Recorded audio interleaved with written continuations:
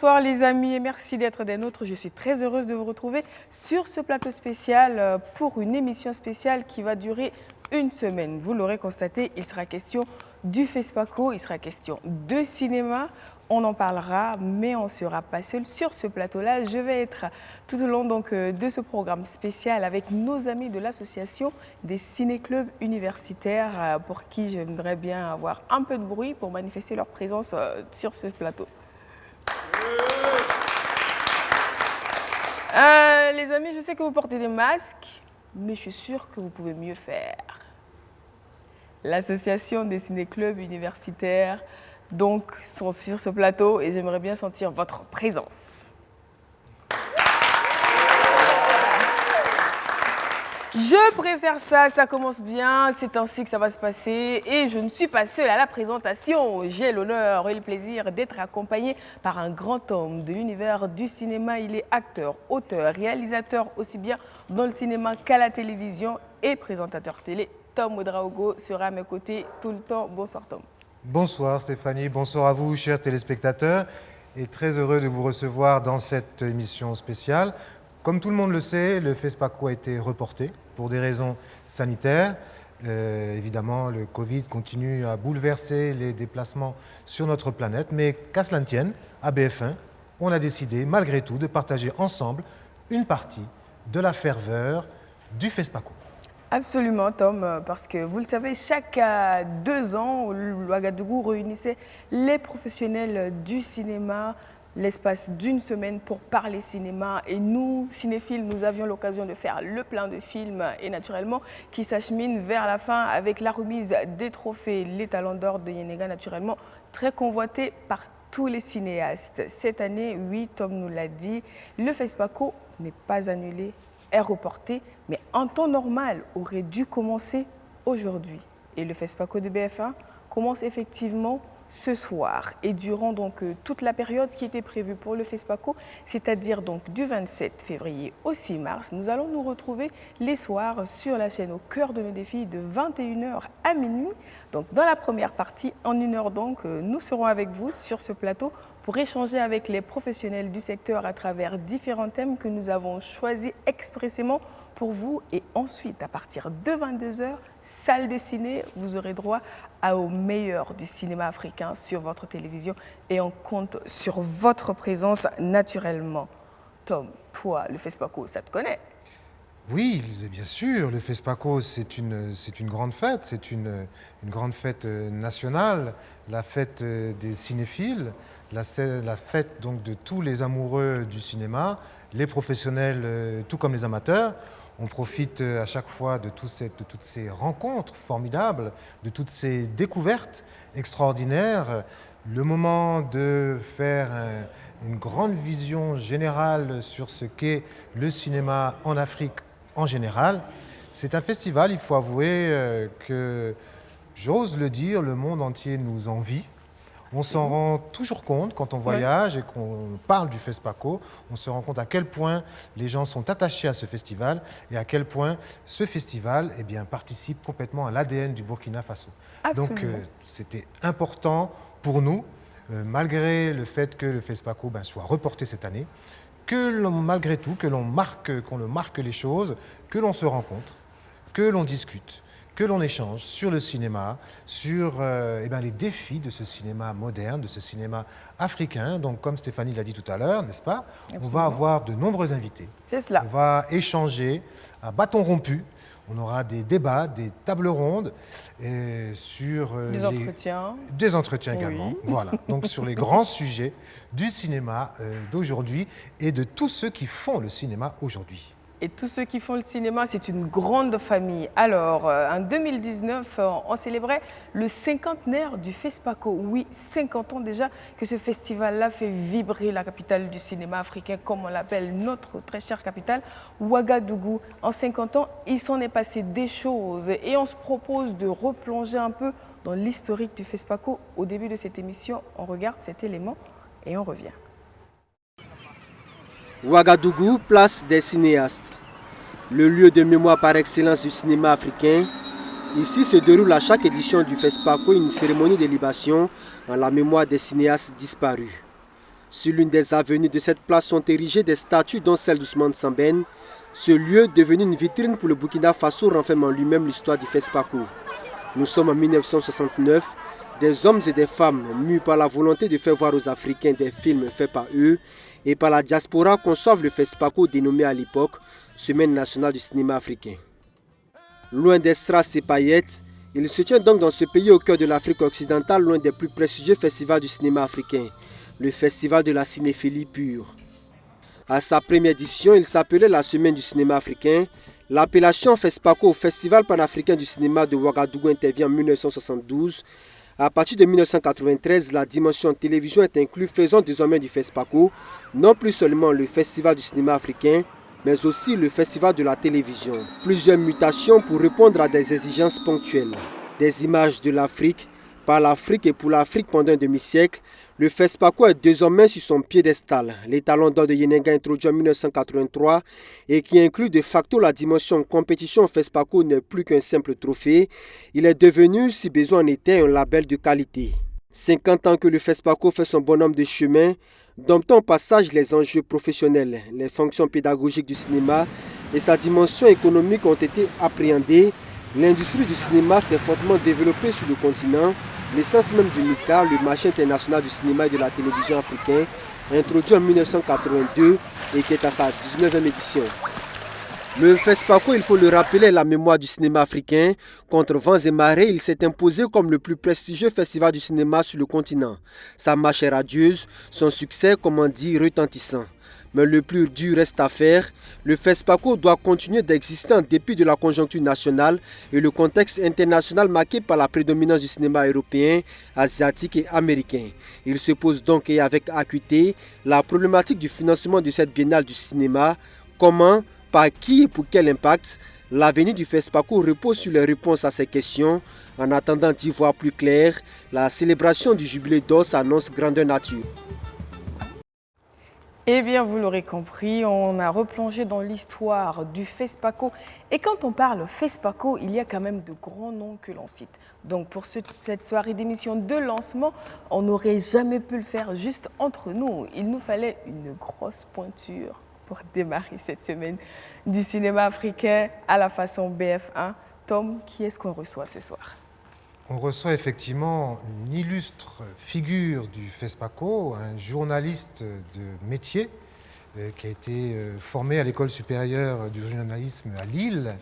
Il est tout d'abord présentateur à la télévision, plutôt à la radio nationale, puis il devient directeur de cette même radio, avant de devenir en 1994 le secrétaire général du ministère de la Communication et de la Culture, et enfin en 1996, il devient le secrétaire général du FESPACO jusqu'en 2018. Grande carrière, et naturellement, on le retrouve en 2011, ministre de la Communication, et peu de temps après, ministre de la Culture. Nous recevons Monsieur Baba Ama. Merci d'être parmi nous. Merci.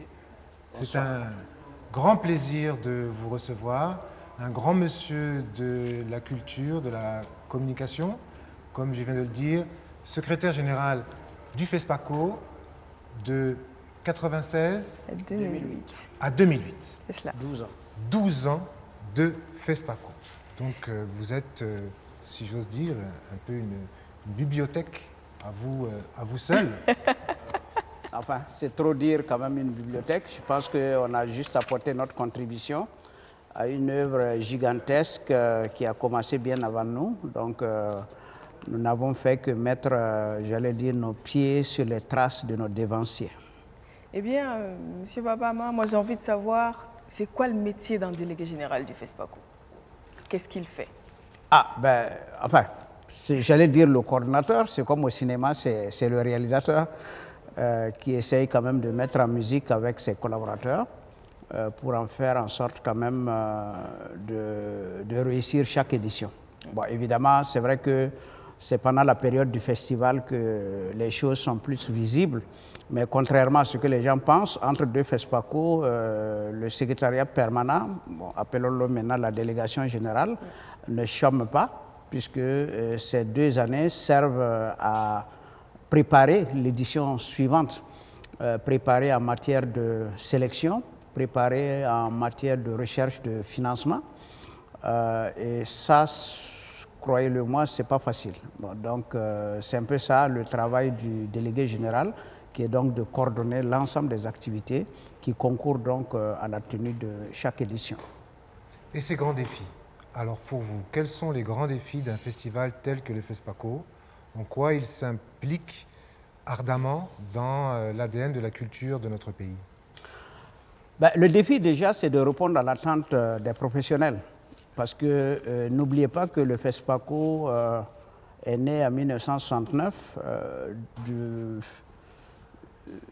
j'allais dire, des ambitions d'un certain nombre de cinéphiles et de cinéastes qui, constatant que sur les écrans, notamment en Afrique francophone, il y avait très peu de films africains, se sont dit il va falloir quand même changer les choses, raison pour laquelle ils se sont réunis à Ouagadougou, au centre culturel franco-voltaïque à l'époque, avec le directeur Claude Prieux, pour voir un peu quel type de solution trouver. Et c'est de là qu'est née l'idée donc d'organiser la première semaine, qui en réalité n'était pas une semaine, hein, parce que c'était du 1er au 15 février 1969, donc c'est pratiquement une quinzaine, donc qui a permis la participation de 5 pays africains et qui a permis de montrer les films des réalisateurs africains. Alors donc, l'objectif c'était ça, c'est donc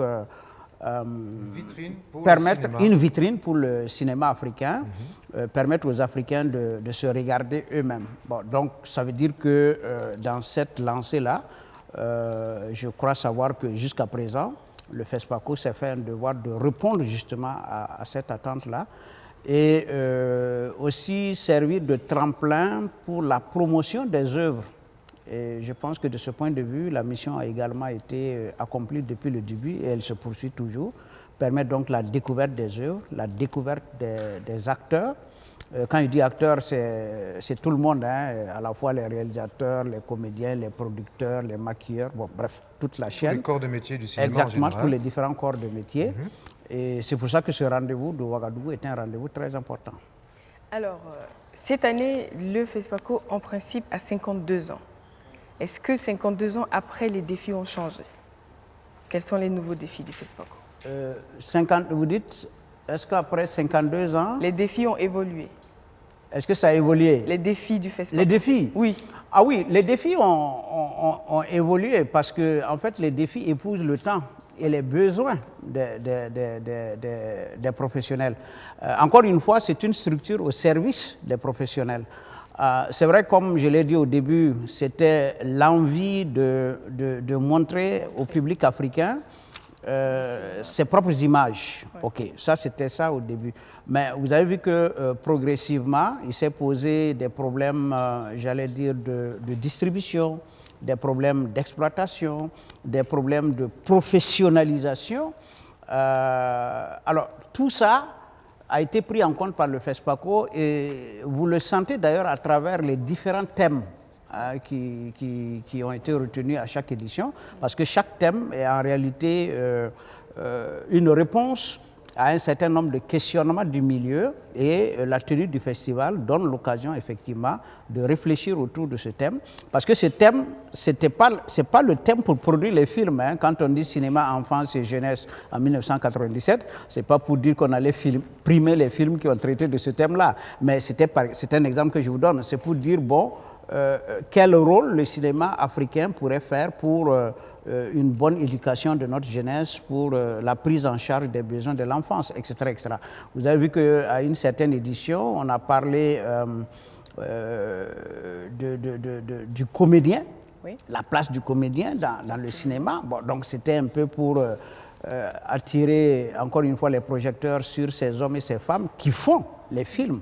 Voilà. Et ensuite, avec l'avènement du numérique, il y a eu des thématiques qui ont porté sur le numérique pour voir quel type de mutation, quel type de, j'allais dire, d'évolution le cinéma africain pourrait faire. Et justement, en parlant du numérique, est-ce que pour vous, c'était un virage important? Est-ce que vous avez vraiment considéré qu'il y a une nouvelle génération technique qui s'est mise en place à ce moment-là? Est-ce que ça a été effectif? Bon, j'allais dire c'est un virage même qui nous a été imposé. Vous savez, c'est l'évolution technologique, on n'y peut rien. J'aime toujours dire que si aujourd'hui vous cherchez une 2 chevaux, vous n'en trouverez pas, parce qu'on n'en produit plus. Bon, donc, l'époque de l'argentique était passée. On est passé au numérique, qui était une occasion, mais attention, ça n'engage que moi. Ce n'était pas la panacée non plus, hein, parce que le cinéma, ce n'est pas que le support. Il y a tout le travail d'écriture derrière. Il y a le travail de mise en scène, il y a le travail de prise en charge par des comédiens, il y a les dialogues, il y a les décors, etc., etc. Donc, en fait, le numérique, pour moi, c'est juste un support comme tout autre. Et c'est pour cette raison que, c'est vrai, d'une certaine manière, ça a permis un peu de baisser les coûts. Et encore là, je suis très prudent. Ça a rendu les choses plus accessibles, peut-être? Oui, mais en réalité, vous avez juste réussi à diminuer les frais de laboratoire, quoi. Voilà. Mais sinon, je pense que les comédiens, ils n'ont pas baissé leur cachet. Quand vous allez faire des décors, là également, les prix des décors n'ont pas baissé, etc., etc. Bon, alors, donc, de mon point de vue, il faut relativiser cela. C'est un outil qui est là, il faut qu'on puisse se l'approprier parce que nous faisons quand même partie de la civilisation de l'universel. Et ça a été quand même d'une certaine manière au début une chance pour un certain nombre de cinéastes qui n'avaient pas peut-être accès à des guichets classiques où ils pouvaient avoir beaucoup de budget. Je me rappelle quelqu'un comme Boubacar Diallo au début, par exemple, disait qu'avec 40 millions, non 20 millions d'ailleurs, au début, hein, tout à fait. 20 millions, il pouvait faire un film. Bon, mais si vous lui posez la question... Si j'ai bonne mémoire, hein? Son premier film, Trakawaga, si j'ai bonne mémoire, ben, voilà. Effectivement, produit avec 20 millions de francs CFA. Mais aujourd'hui, je suis sûr et certain qu'il n'est plus à 20 millions. Hein. Non. Bien qu'il soit encore au numérique. Donc c'est pour vous dire que pour moi, c'est un support, c'est vrai. On a de toute façon, on n'a même pas le choix parce qu'aujourd'hui, on va tourner en numérique, on va diffuser en numérique. Mais ce n'est pas la panacée en matière de budget. Parlons budget, justement. Budget du FESPACO. Pour un festival de cette trempe-là, est-ce que le budget est facile à réunir? Bon, je pense justement que c'est ça le rôle aussi des délégués généraux, que d'aller chercher le budget. En fait, le budget, il y a 3 compartiments. Hein. Il y a d'abord la subvention de l'État. Il faut dire que l'État burkinabé, depuis 1969, tout régime confondu, franchement, il y a eu ce qu'on appelle la continuité de l'État. Il y a eu la continuité du soutien de l'État sur le plan financier. Parce que déjà, quand vous prenez même le fonctionnement du service, le personnel mis à la disposition de la structure, ça, c'est au compte de l'État. En plus, bien sûr, du numéraire qui vient au moment de la phase organisationnelle. Bon, ça tourne autour de... Enfin, jusqu'en 2008, hein, parce qu'après ça, je ne saurais vous donner d'autres chiffres. Ça faisait environ autour de 35 à 48% du budget total. D'accord. Bien. Alors, donc, il y a la subvention de l'État et il y a les soutiens des différents partenaires que tout le monde connaît, classique, Union européenne, francophonie, PNUD, etc. Enfin bref, tous les organismes internationaux qui interviennent dans le domaine culturel. Et puis bon, il y a une petite partie que nous appellerons recettes propres, due aux activités diverses, mais franchement qui ne comptent pas pour beaucoup, quoi. Voilà un peu la composante. Pendant la cérémonie, pendant la oui, semaine. Pour l'organisation de la manifestation. Oui. Voilà. Parce que quand même organiser un festival comme ça, Tom, tu le concèdes avec moi, que c'est quand même une grosse organisation entre les spécialistes qui viennent. C'est une immense organisation, c'est vraiment des milliers de gens qui se réunissent, qui viennent de tous les horizons, de tous les pays, avec des attentes aussi différentes. Il y a évidemment des festivaliers qui viennent se divertir, mais évidemment, il y a aussi des professionnels qui viennent faire des rencontres, qui viennent travailler, qui viennent développer des projets. Donc, les attentes sont multiples. Et justement, avec toutes ces attentes, quelque chose qui m'a toujours impressionné, justement, c'est la disponibilité, ou plutôt l'emploi du temps complètement acharné, si j'ose dire, d'un secrétaire général du FESPACO pendant la semaine du FESPACO. Je me suis toujours posé la question, est-ce qu'en fait, vous avez même le temps de dormir pendant cette semaine? Non, n'exagérons pas. Les délégués généraux ne sont pas des gens extraordinaires, ce sont des gens normaux comme tout le monde. Je pense aussi que c'est comme dans toute activité, c'est une question de planification du travail. le FESPACO, je vous ai dit, se prépare en 2 ans, contrairement à ce que les gens pensent. Ouais. On a très rapidement, après une édition en concertation avec la FEPACI pour voir quelle est la thématique qui puisse véritablement les intéresser. À partir de là, nous entreprenons des voyages auprès des différents partenaires pour leur expliquer nos projets et commencer donc la négociation des différents budgets. Ensuite, pour la phase pratique, généralement, on s'y prend pratiquement 8 mois, 9 mois avant. Donc, on a un timing J-180, J-170 jusqu'au jour J. Donc, quand quelque chose est planifié de cette manière, la tâche est quand même plus ou moins aisée parce que voilà, chacun sait ce qu'il doit faire. Voilà. Tout à fait. On a voilà. Et il faut avouer quand même qu'au bout de 50 ans, le personnel a acquis quand même une expérience formidable. N'oubliez pas que nous avons tous été, d'une manière ou d'une autre, formés, par exemple, par le biais des jumelages que nous avions avec un certain nombre de festivals. Je pense notamment au conseil des festivals jumelés que sont Amiens, Vue d'Afrique, le FESPACO, et aussi avec Carthage, où on faisait des échanges de personnel. Il me semble d'ailleurs que vous avez fait partie du jury de ces différents endroits. Oui, bon, pour les jurys, je pense avoir été jury d'au moins 9 festivals à travers le monde. Oui, tout à fait. Donc, voilà. Donc, c'est pour dire que cette coopération avec les autres festivals était aussi des occasions, parce qu'on pouvait envoyer des cadres du FESPACO 3 mois à l'avance dans un autre festival. Ils sont en immersion dans le comité d'organisation. C'est des expériences qui ont vraiment été acquises. Je sais aussi qu'avec le soutien, par exemple, du Danemark, qui a pendant longtemps soutenu le FESPACO, je pense que, on ne va pas faire la fine bouche, le personnel du FESPACO a été, j'allais dire, le tout premier vraiment à épouser l'informatique. Le FESPACO a été informatisé. Le FESPACO a été la première institution à avoir un site web. Après le sommet de Middelland en Afrique du Sud, ça devrait être en 94-95. Alors, donc, c'est pour dire quand même que c'est une locomotive. Voilà, je veux dire que l'équipe qui travaille, c'est quand même des professionnels. Expérimentés. Voilà. Et justement, par rapport à la préparation d'un festival, on a préparé un petit élément justement sur comment se prépare une édition du FESPACO. On reviendra après.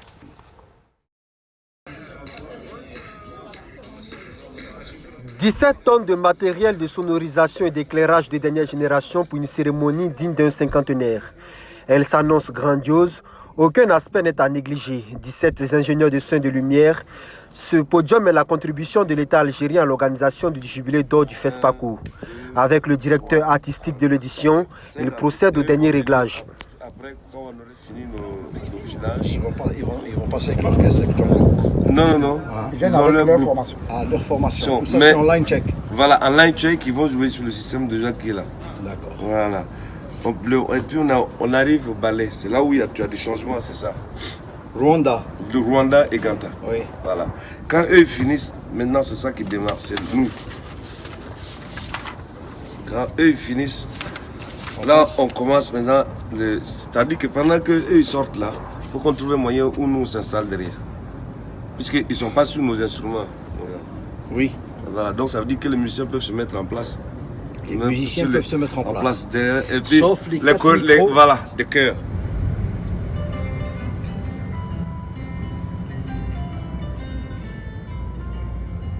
Nous sommes à J-1 de la célébration des 50 ans du FESPACO. En ville, l'ambiance est toute particulière. Une demi-heure à parcourir entre la place des cinéastes et le siège du FESPACO. L'autre paire de manches, l'accès à la cour. Vous venez dans quel cadre? Moi, c'est la restauration. D'accord. Et vous avez déjà votre stand, tout est OK pour vous? Tout est déjà OK. D'accord. Mais l'entrée, combien de temps est-ce que vous avez mis dans la file? Ça vaut 2 heures de temps. 2 heures de temps. L'intérieur de la cour grouille de monde. Installation de tentes, décoration, bref, elle fait progressivement sa mue. Ça se passe ici. On est juste des décorateurs. On pense que cette année, ça va être bon. On espère bien.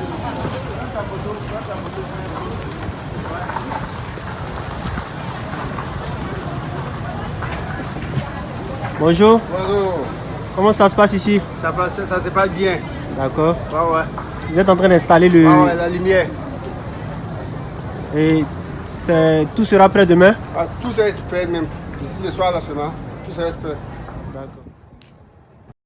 Eh bien, comme on le disait, c'est quand même une énorme organisation, une grosse cérémonie d'ouverture, une grosse cérémonie de clôture, une rue marchande, des projections cinématographiques, des rencontres de professionnels et naturellement des films à visionner et à classer parce qu'il y a une remise de trophées le grand soir de la clôture. Moi, j'ai envie de savoir, est-ce que tous ces aspects sont assurés par la délégation générale du FESPACO ou est-ce qu'il y a des volets de l'organisation qui sont confiés à des tierces personnes ou organisations? Non, tout est chapeauté par la délégation générale du FESPACO. Mais nous avons des commissions. D'accord. Alors, donc, chaque commission connaît sa tâche. Il y a la commission cérémonie d'ouverture et de clôture. Évidemment, par rapport à un certain nombre de prestations, on fait appel à des professionnels. Là, vous avez vu des ingénieurs de son, etc., etc. Ils ne sont pas du personnel du FESPACO. Absolument. Voilà, on fait appel à eux, c'est tout à fait normal. Mais tout est entièrement géré par la délégation du FESPACO, qui pense tout. Voilà. Ce n'est que dans la phase exécutive du travail que le comité d'organisation vient en appui à la délégation générale.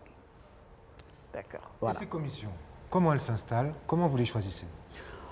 D'abord, je vais parler de ma période. Naturellement. De ma période. Oui, parce qu'après ça, je ne me suis plus intéressé. Voilà. L'organisation interne même du FESPACO est une préfiguration du comité d'organisation. Vous avez une cellule qui s'occupe un peu de l'accueil-hébergement, donc qui est en collaboration avec les hôteliers et les restaurateurs, c'est un service. Vous avez le service presse qui va bientôt, à la phase exécutive, s'occuper de la presse. Vous avez communication et relations publiques qui s'occupe un peu déjà de toutes les questions d'accréditation. Vous avez le service technique qui déjà s'occupe de tout ce qui est projection, etc., etc. Alors, donc, vous voyez déjà, il y a rien que la structuration de la délégation est une sorte d'embryon. Maintenant, pour les choses, par exemple, prenez le transport.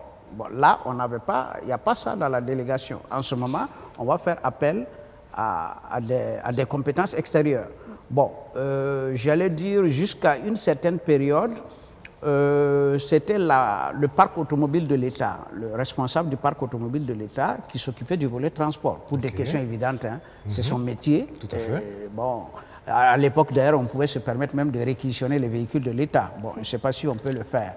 Ensuite, si vous entrez dans la sécurité, on écrit tout naturellement au département en charge de la sécurité pour nous désigner son représentant. Idem pour la santé. Nous faisons la même chose du côté de la mairie pour les infrastructures, les embellissements. Donc, vous voyez, les compétences qu'on n'a pas, on les prend à l'extérieur. Et c'est eux qui vont piloter leur commission. Voilà. Et en intérieur, je dirais, quelles sont pour vous les qualités requises pour faire partie de cette grande équipe-là? Bon, d'abord, nous avons tous été mis à la disposition, à l'époque en tout cas, de cette structure, en fonction de nos compétences. Par exemple, au niveau du département presse, la plupart du temps, c'était des journalistes. Le département informatique, c'était des informaticiens qui ont été mis à la disposition de la délégation. Donc, disons, chaque département avait du personnel qui correspondait, dont le profil correspondait à l'emploi. Voilà. Et comme je vous ai dit tout à l'heure, c'est du personnel qui a pu bénéficier plus tard de formations pointues dans le domaine donc, de l'organisation pratique d'un festival. Du renfort de formation pour chaque commission pour être le plus performant possible. Exactement. Et je dois dire d'ailleurs qu'avant, j'espère que ça se poursuit toujours, à peu près 1 an avant le FESPACO, le comité d'organisation subissait une formation. On faisait appel à un cabinet extérieur, parfois c'est un cabinet burkinabé ou bien ça peut être des formateurs venus de l'extérieur. pour nous montrer comment il faut savoir dépecer un éléphant quand on veut. Ah, c'est sûr que c'est ce à quoi on a affaire. Exactement. Pendant la semaine du cinéma, c'est vrai que ça bouillonne dans l'univers justement du 7e art, autant au Burkina que dans le reste de l'Afrique. Mais quand on prend le cas de la capitale, il n'y a pas que le monde du cinéma qui vibre. On a vu des restaurateurs qui sont là, qui font la queue, c'est sûr. La rue marchande va bouger. Il y a les parkers qui vont se faire un chiffre d'affaires. Est-ce que vous, de l'intérieur, je veux dire du cœur, est-ce que vous avez un aperçu sur l'impact général du FESPACO sur le reste des activités économiques de la ville? Ah non, je vous ai dit qu'on est comme une espèce de drone. Ah oui, ah non, rien n'est fait au hasard. La rue marchande, on a un partenaire, c'était à l'époque l'ONAC. Okay. L'Office national du commerce extérieur, qui est devenu actuellement APEX, dont la spécificité justement d'organiser, j'allais dire, tout ce qui est exposition, c'est eux qui gèrent, mais ils sont désignés à partir de la délégation générale du FESPACO. Nous avons une collaboration avec l'association des exploitants de salles. Vous pouvez poser la question à Rodrigue, il fait partie des partenaires, donc du coup, comment les salles sont organisées, nous sommes également au courant. Ah non, je peux vous rassurer, il n'y a rien qui se passe. Même les animations à la place de la Nation, quand on les faisait, on a des conseillers culturels qui sont recrutés pour la commission animation, qui sont chargés de la sélection des artistes, de la programmation des artistes, du choix du matériel technique à mettre à leur disposition, et même les cachets qu'il faut payer, c'est la DAF du FESPACO qui s'en charge. Alors donc non, il n'y a absolument rien. Rien ne vous échappe. Il n'y a rien qui nous échappe.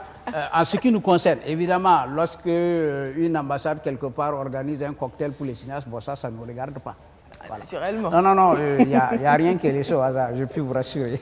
Et toi, Stéphanie, qui est une grande cinéphile, oui. Je suppose que tu as aussi cette question qui te brûle les lèvres et qui nous brûle les lèvres tous. Oui. Comment on sélectionne les films pour le FESPACO? Alors, vous savez, ça a beaucoup évolué. Oui. À partir de 1900, j'allais dire, depuis les débuts, 1969, jusqu'à pratiquement 1995-97. À l'époque, la production cinématographique n'était pas importante donc, dans les pays africains. Donc, chaque pays pouvait participer à raison d'un long métrage et de 2 courts métrages. Et la sélection était laissée à l'initiative des directions nationales des cinématographies de chaque pays. D'accord.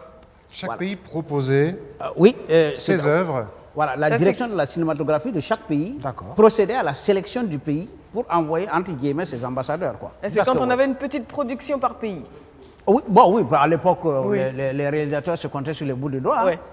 Donc aujourd'hui, c'est autre le chose. problème ne se posait pas.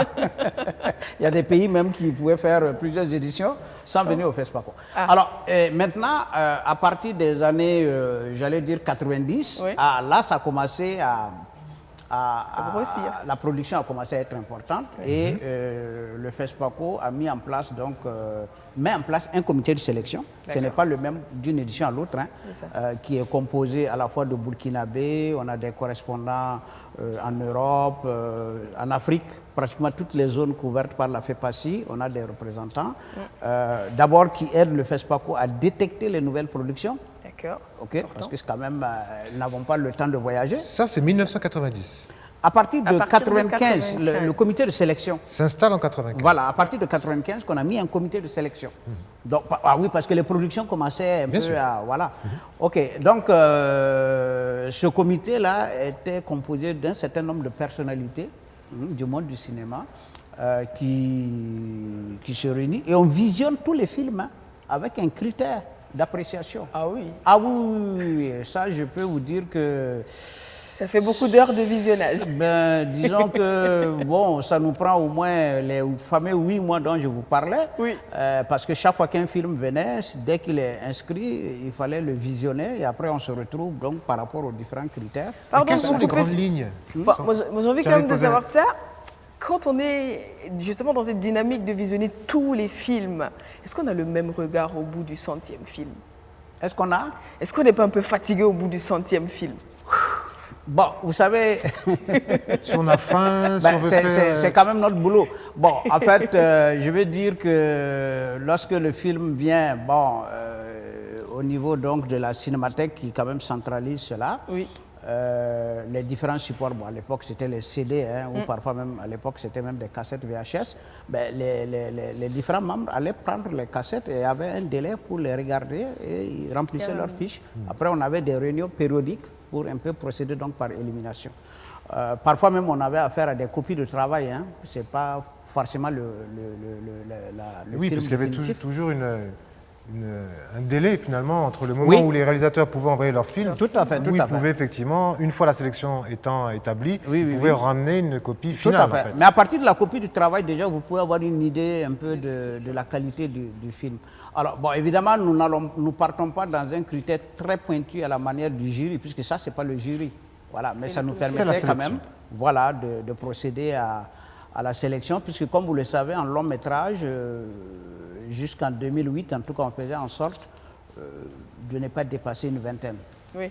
Parce que quand même, on n'a que 8 jours, bon, pour être honnête, disons même 6 jours francs de projection. Oui, oui. Et il ne faut pas non plus surcharger le jury. Je pense même que nous, on est généreux, parce qu'il y a des festivals où c'est 12 films qui sont en compétition, hein, pas plus.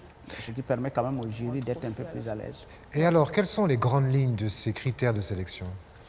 Ben, écoutez, c'est d'abord des critères techniques. Si la qualité de l'image, la qualité du son, les différents accords, le montage. Bon, on ne rentre pas dans l'histoire parce que ça, j'allais dire, c'est laissé à l'inspiration de chaque réalisateur, mais c'est beaucoup plus ces critères techniques déjà qui prévalent à la présélection. À la présélection, c'est la technicité qui va primer. Voilà, c'est uniquement les critères techniques. D'accord. Voilà. Ça nous permet tout de suite de voir si voilà, c'est un film qui tient la route. Parce que n'oubliez pas quand même qu'on joue la notoriété du festival. Ce n'est pas une auberge espagnole comme on le dit. Hein. C'est pas... Chacun ne vient pas avec son casse-croûte pour pique-niquer. Si on veut avoir un festival crédible, si on veut que les films qui sont primés puissent avoir une certaine carrière, il faut quand même qu'ils répondent aux standards et aux normes reconnues sur le plan international. Et c'est vrai qu'il n'est pas rare de voir des films primés au FESPACO et ailleurs dans d'autres festivals dans le monde.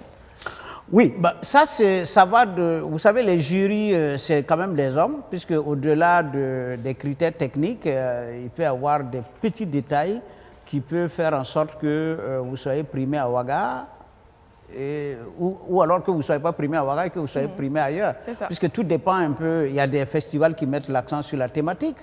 Il y a des festivals qui sont là peut-être pour promouvoir les jeunes premiers, etc. etc. Bon, donc, chaque festival a ses propres critères. Oui. Donc, ne soyez pas surpris que, voilà... on soit là, mais pas là. Exactement. C'est tout à fait normal. Et je pense même que c'est bon que ça soit comme ça, qu'il y ait des regards croisés sur les différentes œuvres. Et qu'on ait un point de vue sur plusieurs types de façons de faire.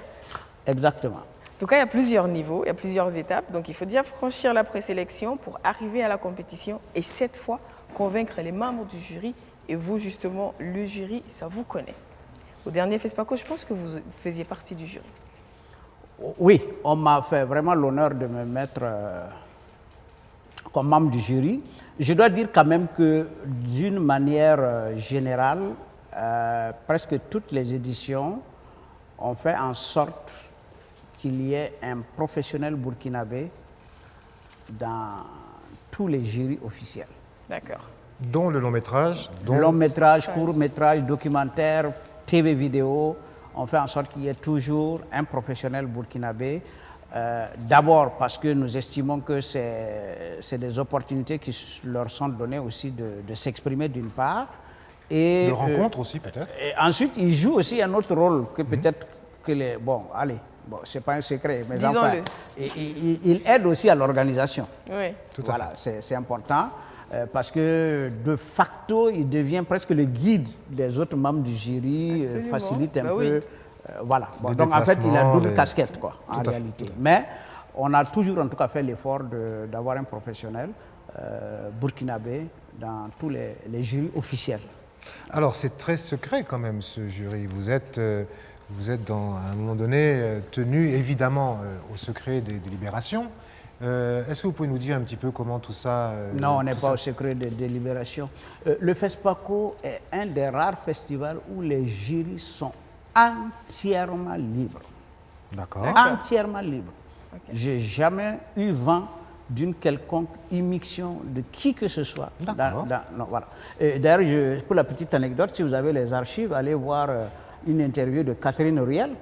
Je pense qu'il y avait un cinéaste qui commençait à parler, il dit attention, lui, vous connaissez Catherine Riel? Oui, bien sûr. Voilà. Vous savez combien de temps il a passé au FESPACO? Elle dit tout le temps que j'ai passé au FESPACO, je peux vous affirmer que les jurys au FESPACO sont entièrement libres. Entièrement libres. Il n'y a aucune influence. Et je vous dirais même que s'il y avait une influence, on n'allait pas se contenter de 2 étalons en 50 ans. c'est évidemment. C'est quand même une preuve de transparence et d'équité. La seule chose que le jury officiel fait, et ça c'est tout à fait normal, c'est qu'après avoir délibéré, juste avant la cérémonie officielle, quand même, ils informent le délégué général. Bah oui, c'est tout, c'est juste une information. Voilà. Le délégué général aussi voilà, informe son supérieur, juste pour qu'il soit informé, c'est tout. Pour qu'il ne soit pas surpris. Quoi. Voilà. Et le grand Mais sinon, ça, on ne rentre pas... je voulais dire aussi en fait, que ces jurys sont protégés. Dans le sens où quand ils délibèrent, évidemment, il n'y a pas de fuite. C'est surtout de ça dont je voulais parler en fait. C'est une question de responsabilité. Tout à fait. Quand vous prenez un membre du jury, vous savez très bien que vous devrez quand même garder le secret de délibération tout à fait. Jusqu'à la fin. Et de toute façon, le verdict qui est donné, il est collégial. Donc... c'est un commun accord. Voilà, bon, il n'y a pas d'immixtion, quoi. Voilà. Tout simplement. Donc, et il faut, pour le reste du monde, c'est-à-dire pour le commun des mortels, donc nous autres, attendre le soir de la clôture pour savoir qui repart avec l'étalon d'or de Yenenga et naturellement les autres trophées en compétition, parce que vous le savez, il y a plusieurs catégories. On se rappelle encore, 2019, la miséricorde de la jungle en images. S'il y a une séquence des récompenses du 26e FESPACO qui a marqué les esprits par son caractère solennel, c'est bien l'arrivée de la méga star de la soirée. L'étalon d'or du Yenenga effectue une entrée plutôt triomphale et majestueuse avec la musique qui l'accompagne.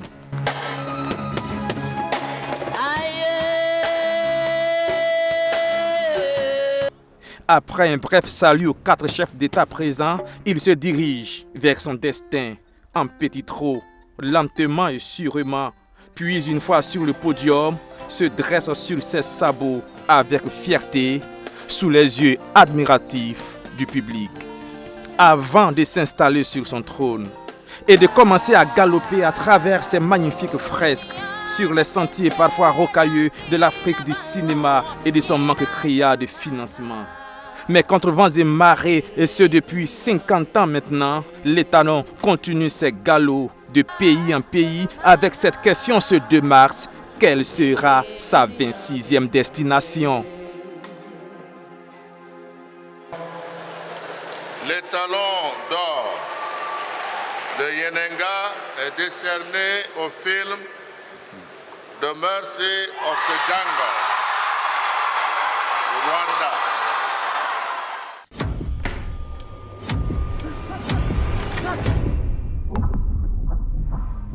C'est ta première mission. Ma première mission. Je vais te donner une autre mission. Je vais aller dormir là-bas. Quand ils se lèveront, tu me réveilleras. D'accord, monsieur.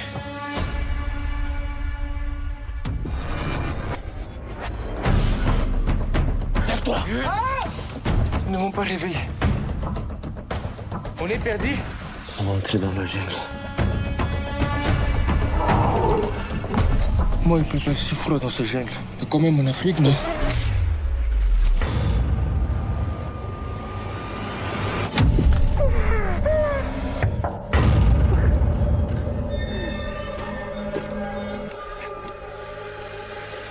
Comment Malaria? Je suis désolée, nous n'en avons pas. Laissons des vélos.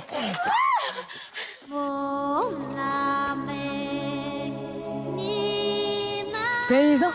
C'est comme ça qu'on m'appelle. Avec cette allure, c'est difficile de devenir ce que tu es. Et vous, vous avez une femme?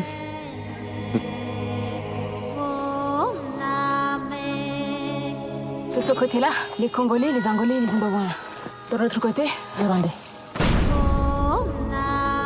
Maman! Vous avez toujours peur, sergent? Et puis pouvoir distinguer l'innocent du coupable. Voilà ce qui me fait peur.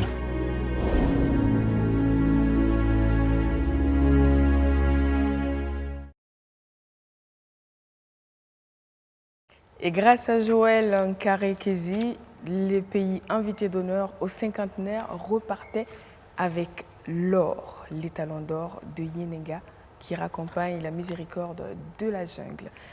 Moi j'ai envie de savoir, est-ce que vous avez souvent l'impression que les cinéphiles comprennent le choix du film qui repart avec l'étalon d'or?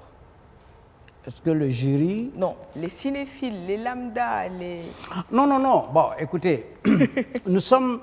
c'est tout à fait normal. Hein, c'est-à-dire que les jurys, c'est des professionnels. Absolument. Le public, il fonctionne avec le cœur. C'est très différent. Oui. Lorsqu'on arrive à avoir un choix du jury qui rencontre l'assentiment du public, tant mieux. Mais ce n'est pas évident, parce qu'on n'a pas les mêmes critères d'appréciation. Donc, de ce point de vue, pour un organisateur de festival, ça, ce n'est pas un problème. L'essentiel pour l'organisateur, c'est de ne pas avoir des critiques au sein des critiques et des professionnels.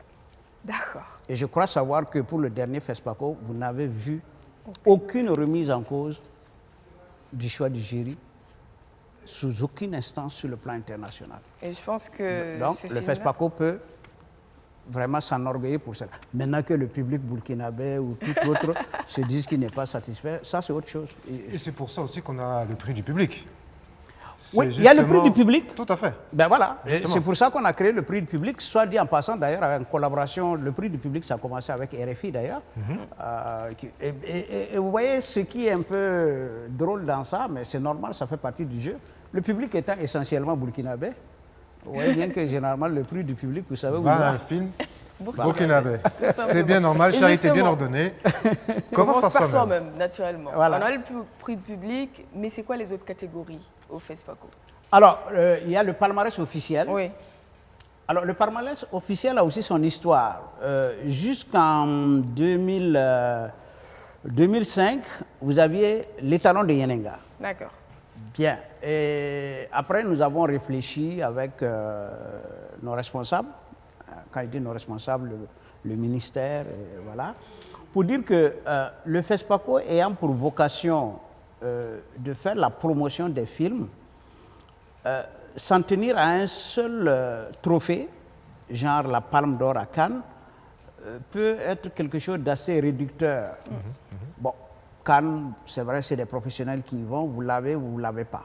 Voilà. Mais nous, comme on veut faire la promotion, est-ce qu'il n'y a pas lieu d'avoir justement une sorte de 3 catégories, or, argent, bronze, comme ça se passe ailleurs d'ailleurs, puisqu'on ne l'a pas inventé.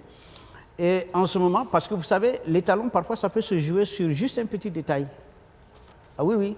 Vous voyez, par exemple, un jury peut avoir un coup de cœur, qui est le prix du jury, qui est différent du grand prix. D'accord. Tout à fait. Est-ce que vous voyez? Alors, donc, on s'est dit, bon, allez, ce qui va être le prix du jury, on va l'appeler l'étalon d'argent. Okay. Et on aura un 3e prix, ça sera l'étalon de bronze. Donc, vous voyez, on a essayé de faire ça pour un peu quand même élargir la palette et quand même offrir la possibilité de montrer d'autres films qui peut-être sont à 2 doigts d'avoir donc l'étalon d'or. Maintenant, on l'appelle l'étalon d'or. L'étalon d'or. On est pratiquement à la fin de cette émission, il nous reste 2 minutes. Et en début d'émission, on le disait, nous sommes accompagnés par l'association des ciné-clubs universitaires. Les jeunes s'intéressent au cinéma. Tout ce qu'on a dit aujourd'hui, c'était que le lancement. On aura l'occasion de développer ces sujets-là le reste de la semaine. Et pour mieux faire connaissance en 30 secondes avec l'association qui restera avec nous tout le temps, on va passer la parole à Rachida Diallo, qui est la vice-présidente. Rachida, bonsoir. Bonsoir. Comment ça va? Ça va et chez vous? Ça va très bien. Alors, l'association des ciné-clubs universitaires, qu'est-ce que c'est? L'association des ciné-clubs universitaires est une association qui regroupe l'ensemble des ciné-clubs créés au sein des instituts et universités de Ouagadougou. Cette association a été créée dans le but de promouvoir le cinéma burkinabé en particulier et le cinéma africain en général au sein des instituts et universités du Burkina Faso. D'accord. Eh bien, on vous dit un grand merci d'accompagner ce plateau spécial-là. Et justement, avec vous, pour le reste du programme, nous allons avoir des entretiens menés intégrés aux questions que l'on va poser aux professionnels qui vont défiler sur ce plateau-là. Et pour ce soir, lentement et sûrement, on s'achemine vers la fin. Tom ? Tout à fait, j'ose presque dire malheureusement. Absolument, c'était ouais. très intéressant, passionnant. Merci cet entretien avec vous. Merci encore une fois, toute cette expérience. Je ne mentais presque pas en parlant de bibliothèque en début d'émission. C'était vraiment encore une fois d'un apport important. Merci beaucoup. Merci bien, merci pour l'invitation et bonne suite pour ce programme qui va sans doute d'une certaine manière suppléer le vide créé par le report de cette grande manifestation. Merci encore une fois. Merci beaucoup à vous. Eh bien les amis, on l'a dit, le programme c'est de 21h à minuit. Et donc juste après nous, vous aurez droit donc à Taxi pour Ouaga de Taïrou Tassere Ouedraogo à 22h. Et à partir de 22h30, vous aurez le bonnet de Modibo de Boubacar Diallo. J'ai envie de vous souhaiter une bonne séance. C'est vrai que c'est le petit écran, mais qui se met dans les images du grand. Rien que pour votre plaisir à partir de ce soir.